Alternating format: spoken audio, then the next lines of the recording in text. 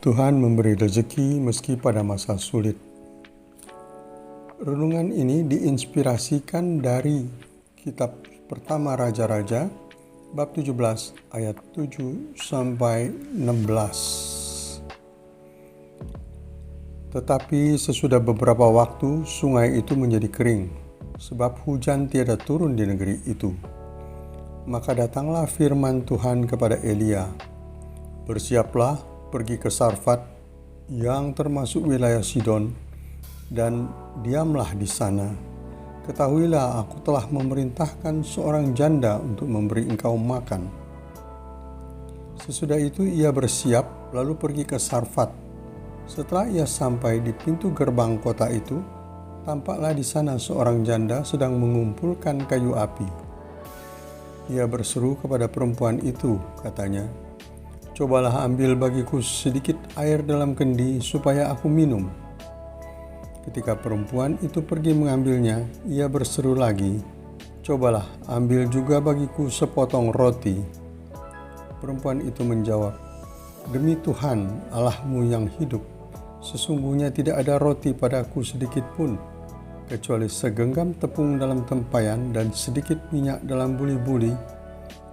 Dan sekarang aku sedang mengumpulkan 2-3 potong kayu api. Kemudian aku mau pulang dan mengolahnya bagiku dan bagi anakku. Dan setelah kami memakannya, kami akan mati." Tetapi Elia berkata kepadanya, "Janganlah takut, pulanglah, buatlah seperti yang kau katakan. Tetapi buatlah lebih dahulu bagiku sepotong roti bundar kecil daripadanya, dan bawalah kepadaku, kemudian barulah kau buat bagimu dan bagi anakmu.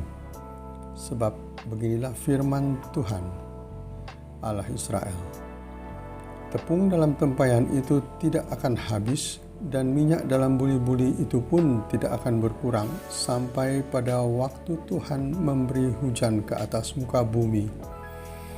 Lalu pergilah perempuan itu dan berbuat seperti yang dikatakan Elia. Maka perempuan itu dan dia serta anak perempuan itu mendapat makan beberapa waktu lamanya. Tepung dalam tempayan itu tidak habis, dan minyak dalam buli-buli itu tidak berkurang, seperti firman Tuhan yang diucapkannya dengan perantaraan Elia. Demikianlah sabda Tuhan. Syukur kepada Allah. Renungan. Kami tinggal jauh dari keramaian, sekitar 2 km dari kampung, 54 km dari kota. Ayah saya bekerja di bengkelnya memperbaiki mobil. Ketika saya masih di sekolah taman kanak-kanak tahun 1963-1964, keadaan saat itu ada kesulitan mendapat bahan makanan. Membeli beras dibatasi, demikian juga gula, terigu, kebutuhan lainnya. Pada zaman itu juga dijual bulgur, biji gandum yang ditumbuk kasar sebagai alternatif beras. Itu pun belinya dibatasi. Di rumah kami, ibu saya selalu membuat kue dan makanan untuk dimakan keluarga maupun siapa saja yang datang singgah di rumah kami. Baik tamu, orang singgah, siapa saja boleh makan tanpa harus bayar. Pada masa sulit bahan baku makanan itu, tiba-tiba ada yang mengantarkan beras 1 karung seberat 100 kg. Di hari lain, ada yang mengantarkan terigu seberat 50 kg. Bahkan di hari yang lain lagi kami terima sekarung besar gula. Itu semua tidak perlu kami bayar. Demikianlah pada masa sulit mendapatkan bahan makanan itu, di rumah kami tetap berkelimpahan. Saat mengalami hal tersebut di atas, saya belum memikirkan dan belum merasa hal itu sesuatu yang istimewa. Setelah saya mempelajari firman Tuhan, membaca kisah-kisah di dalam kitab suci, terutama bacaan hari ini tentang janda miskin di Sarfat, saya menjadi teringat kembali semua peristiwa masa lalu tersebut. Hal yang keluarga kami alami tersebut bukan suatu hal yang kebetulan. Hal tersebut terjadi atas penyelenggaraan Tuhan. Tuhan mengatur itu semua. Tuhan akan memberikan lebih banyak kepada siapapun yang membagikan pemberian tersebut kepada lebih banyak orang lain.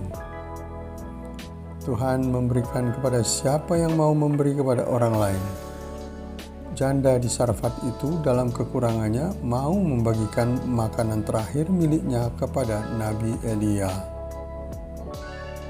Marilah berdoa. Ya Tuhan, terima kasih atas pemeliharaan-Mu dalam kehidupan kami. Ajarilah kami bermurah hati walaupun dalam keadaan sulit sekalipun.